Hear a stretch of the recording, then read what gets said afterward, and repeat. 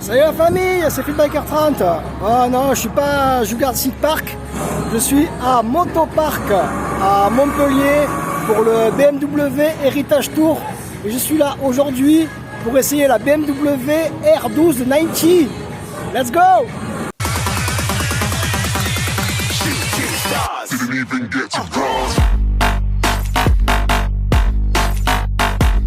Voilà, ici on retrouve toutes les bécanes qui sont à l'essai, elles sont toutes numérotées.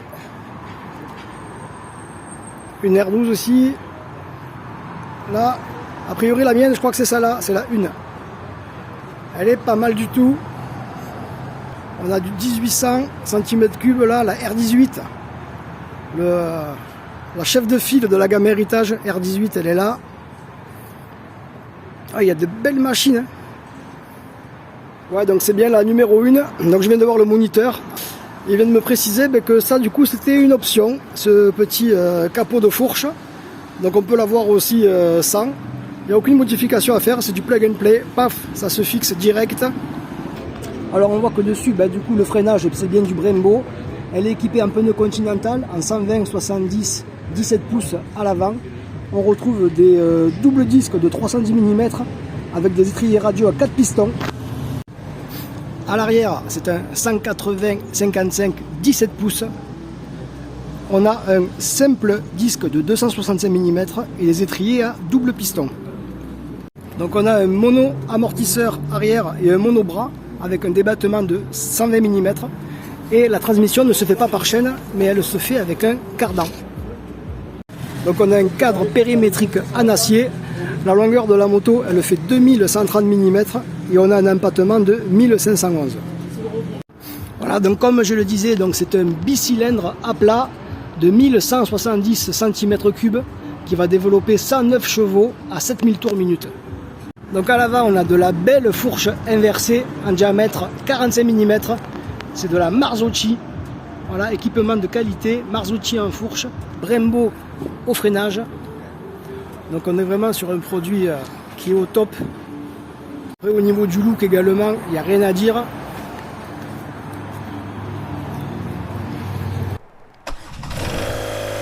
Oh là là, joli bruit. Hein. C'est très très beau ça. Allez, c'est parti.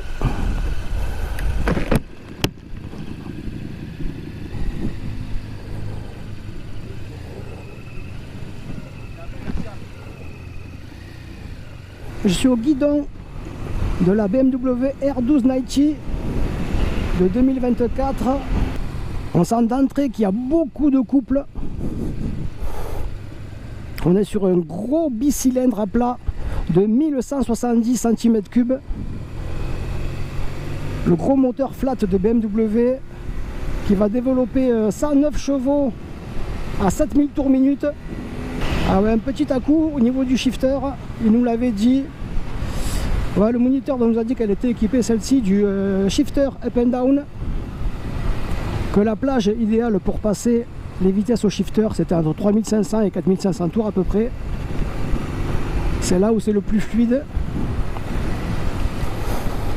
Donc je suis au niveau de Montpellier, on va faire un petit tour. On est un groupe de 3 personnes, il y a le moniteur devant. J'ai un motard derrière moi qui essaye la même moto. On part vers Palavas les Flots. Donc cette moto a une hauteur de selle de 795 mm. C'est correct par rapport à ma taille de 2,60 m. De toute façon, chaque fois que j'essaye des motos dans cette fourchette là, en général, j'ai pas de problème pour poser les pieds. Elle a un poids de 220 kg. Donc on verra tout à l'heure ce que ça donne en la manipulant à l'arrêt. Mais là pour le moment, en roulant à basse vitesse, tout ça, pas de souci pour la manipuler. Donc comme je vous disais, cette petite, tout le package bulle là, c'est en option. Également en option, là j'ai un compteur digital. Mais on peut aussi l'avoir avec un compteur à aiguille, un simple compteur. Ou même vous pouvez mettre un double compteur. En fait on fait un peu ce qu'on veut chez BMW. Il y a beaucoup d'options. C'est l'avantage de cette marque. c'est que quand vous avez un bon portefeuille, vous pouvez faire ce que vous voulez avec votre monture. Allez, oui, ça part bien. Voilà, un réservoir énorme de 16 litres. Bon, vous le voyez là, comme il est gros, il est imposant. Enfin, visuellement, il est gros, mais après, quand on l'a entre les cuisses, franchement, c'est correct.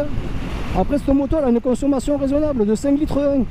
Donc, ça lui donne quand même une autonomie de 314 km. Donc, ça, c'est tout à fait correct. Donc, sur cette moto, il y a pas mal d'options. Donc, notamment, j'ai les poignées chauffantes qui sont réglables sur 3 modes. Voilà, le bouton est ici. On a aussi le régulateur de vitesse. On a 3 modes de conduite. Le mode rain pour la pluie, où ça va couper les gaz. Le mode road, le mode sur lequel je suis. Et le mode dynamique, le mode un peu sport. Bon, cette moto s'affiche au tarif de 18 290 € en 2024 chez BMW. Mais bon, faut dire que dessus aussi, elle a de sacrés équipements, hein. On le verra tout à l'heure, mais tous les freins, c'est du Brembo. On a une belle fourche en diamètre 45 mm. C'est ni plus ni moins la fourche qui équipe le S1000R. Donc ouais, dessus, on retrouve quand même des... Il n'y a que des choses de qualité. Voilà, on arrive à Carnon-Plage. Peut-être qu'il y en a d'entre vous qui ont passé des vacances ou qui vont y passer cet été. Donc au niveau vitesse de pointe, elle est donnée pour 215 km/h. Donc évidemment, elle est aussi équipée du système keyless. Voilà, comme on est en démo, il laisse les clés dessus pour des raisons de praticité. Mais normalement, vous pouvez garder les clés dans la poche et démarrer la moto sans mettre la clé physiquement dans le Neyman. Il faut juste appuyer sur ce bouton-là et l'affichage du tableau de bord s'éclaire. Ensuite, on la démarre avec le bouton rouge ici. Ça, c'est très pratique quand on ne sait jamais où sont ses clés. Il y a de très bons freins. Comme je l'ai dit, c'est du Brembo, ça freine très bien. Ça ressemble pas mal quand même à la R1250R que j'ai testé il n'y a pas longtemps. Bah déjà, elles ont quasiment le même moteur, hein, le gros flat. Voilà, la différence, c'est que l'autre, c'est vraiment pur roadster. Alors là, on est plutôt sur une famille qui va tirer sur le néo-rétro, avec les phares ronds, les petits rétros en bout de guidon, mais très agréable à conduire. On sent qu'on pourrait cruiser des heures là, comme ça, sur les belles routes de Montpellier. La selle est très confortable. Par contre, là, ça aussi, c'est une grosse différence avec les roadsters, où les selles ont toujours tendance un peu à être dures. Là, on voit que dès qu'on tape dans du néo-rétro, regardez ça, comme ça part. Ouais, dès qu'on tape sur des motos néo-rétro de suite, on voit que le confort est mis en avant. Mais ça reste tout de même très sportif. Et l'avantage, c'est que tout se fait à bas régime. Pas besoin de taper très haut. Vous restez même jusqu'à 5000 tours minute. Ça suffit. Bon, du coup, bon, c'est vrai que cet affichage, il est très joli, tout ça, mais il n'y a pas grand chose comme information quand même, hein. Notamment, je vois pas de jauge à essence. On a le rapport de vitesse engagée. Ça, c'est cool. Le kilomètre-heure, le compte autour, le type. Tac, allez, je me suis mis en dynamique pour voir un peu. Le type de mode que je viens de changer. Là, je suis à 4005. Petit coup de shifter, boum, c'est monté. Personne à gauche. On s'engage. Et à la descente, j'ai coupé les gaz. Boum, je viens de passer la 3. Sans embrayer. Hop, la 2. Parfait.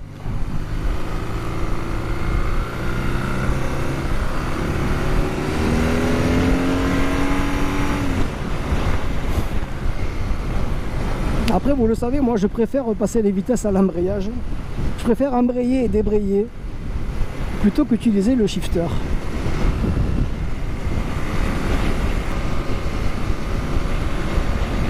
Et voilà, je me suis mis à 84 avec le régulateur de vitesse. Nickel. Un petit coup de frein, hop, et voilà, il se coupe. Bah, ça marche très bien, mais bon, il y a 109 chevaux quand même. C'est normal qu'il y ait du répondant. On peut pas en espérer moins. Allez, c'est parti. Bon, par contre, c'est vrai que le cadre est beaucoup plus agréable que quand j'ai fait le Yamaha Raid Tour. Hein. Parce qu'il n'y a pas longtemps, j'ai essayé la R7 grâce au Yamaha Raid Tour qui était organisé à Nîmes.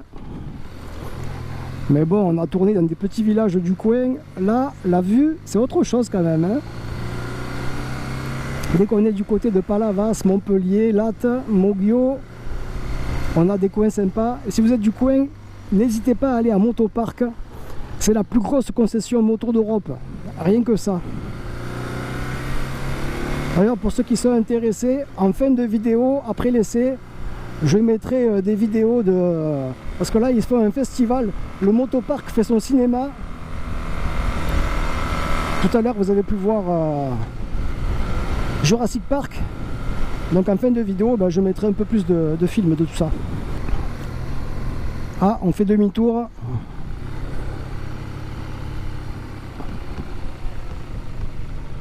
Et on va faire la petite pause de mi-parcours. La béquille se trouve facilement, nickel. Ça se passe comme tu veux. Ouais, c'est nickel, c'est parfait. Très bien, très bien. Voilà. Stop. Donc après, tu peux couper là. Donc ça te permet de ne pas couper l'alimentation. Ouais, le contact. Tu peux regarder ton trip, etc. Machin. Ouais. Et sinon, après, on la coupe ici direct. Ok. Jauge à essence, du coup, on n'a pas? Non. Non. Témoin de réserve. Témoin de réserve. Dès qu'on est en réserve, ça s'allume. Voilà, ouais. Ok. Après, ça c'est comme tous les roadsters. Tu sais à peu près ce que tu fais en termes de Oui, kilomètres. oui, oui. Tu mets ton compteur kilo à 0. Et puis ça donne déjà une petite... Voilà, ouais. Dès que tu as fait Ça consomme pas beaucoup ça. 5 litres normalement, Ouais, tu vois, dans les données. je te dis 5 litres, tu vois. Moi j'ai une RT, je suis à 5 litres 2. D'accord. Tu vois. Et c'est quand même plus gros. Ouais. Et Ouais, la RT, ouais, c'est... sur l'autoroute, tu vois, Ouais. L'objectif, tu vois, de ces modèles-là, c'est ce qu'on dit, la gamme héritage, c'est de pouvoir prendre du plaisir sans rouler à des vitesses prohibées, tu vois. Ouais. C'est-à-dire que, Voilà. je sais pas ce que vous en pensez, mais moi je la trouve plutôt confortable. Ah, très confortable, c'est clair. Ce qui n'était pas le cas de l'ancienne. Ah ouais? Ouais. Bah, ça a joué sur pas mal de choses. La sème, le centrage du guidon un poil plus haut. Là, on est plus sur une position de roadster. L'autre, on était un peu plus sur l'avant. Voilà. L'ancien modèle? Ouais, sur l'ancien modèle. D'accord. Et puis là, ce qui est sympa, c'est que le confort, il est revu aussi à l'arrière.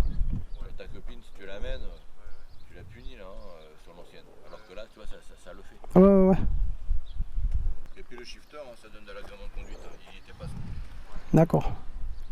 Shifter a été rajouté. Donc ici, voilà, on retrouve le double compteur. T'as la prise. Ça, c'est une prise. Un petit port USB? Comme ça, hop, après, tu peux brancher directement ton téléphone. Photo GPS, tu vois. Ok. Ah ouais? Donc même si on est quand même sur le côté roadster, on a quand même gardé un petit côté high-tech. Ouais. C'est néo-rétro, mais avec les avantages du progrès qu'il y a aujourd'hui. Là, pour le coup, vu qu'elle est confortable, que tu es bien assis, ça invite aussi à rouler. faire la balade. Hein. Et ouais. Exactement. Bon bah les gars, si ça vous va, je vous propose de continuer gentiment. Ah bah ouais, avec plaisir. On est là pour ça. Non, Bon allez, c'est reparti.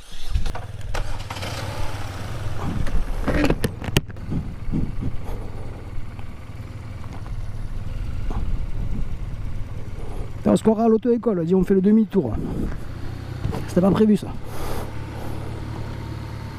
Ah, il est très sympa le moniteur. Quand il nous disait qu'aujourd'hui on a beaucoup de chance, qu'on a un beau soleil. C'était pas le cas d'hier apparemment, où ils se sont chopés la pluie, les pauvres. Et si on se met en 3, là je suis en 3e vitesse, 28 km/h. Ah, il y a tellement de couples que ça bronche pas. Ah, ça, je peux prendre le petit rond-point là. Ça repart gentiment. Allez, hop, on va le serrer un peu. On a les bonnes odeurs de pêche. Avec 90. Ah, c'est celle-là la belle courbe qui nous disait. Ouais, c'est beau ça. Voilà, donc le moniteur est confirmé qu'avec ce nouveau modèle, ils ont plus misé sur le confort par rapport à l'ancienne version, avec une selle beaucoup plus moelleuse. Maintenant on retrouve aussi un petit port USB comme il nous a montré. Des tas de petits détails qui vous incitent à rouler longtemps dans de bonnes conditions. Ça marche très bien. Un petit coup de shifter, 4, 5, 6. Ouais, 6ème, 94. Je suis à 3200 tours. Et là j'accélère, boum, ça repart. Très agréable ce flat. Voilà, c'est la partie un peu moins cool de la balade. C'est de la nationale. Mais bon, on n'a pas le choix. En tout cas, c'est bien cool ce système de tours. Il y a des bus qui sillonnent la France avec des motos à nous faire tester. Merci aux concessions qui organisent cela. Vous faites plaisir à beaucoup de motards en pouvant essayer de modèles qu'on n'irait pas forcément naturellement essayer. Bon la famille, on va pas tarder à arriver sur une fin de vidéo, donc je vous rappelle qu'il faut vous abonner si ce n'est pas déjà fait, liker cette vidéo, la commenter, la partager. Merci de l'avoir visionné, et si vous voulez voir la suite avec tout ce qui se passe au motopark, ça continue pour ceux qui le souhaitent.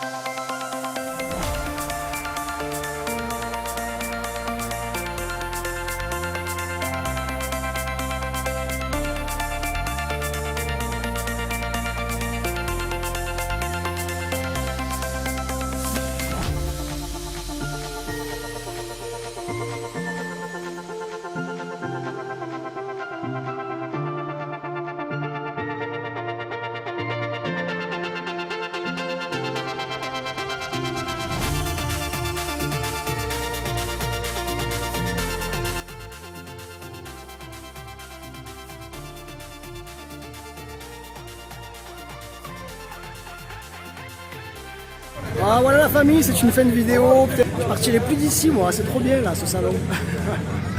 Bon, j'espère que cette vidéo vous a plu, n'hésitez pas à liker, partager, commenter. On se dit à très vite pour une prochaine vidéo la famille. Allez, tchuss.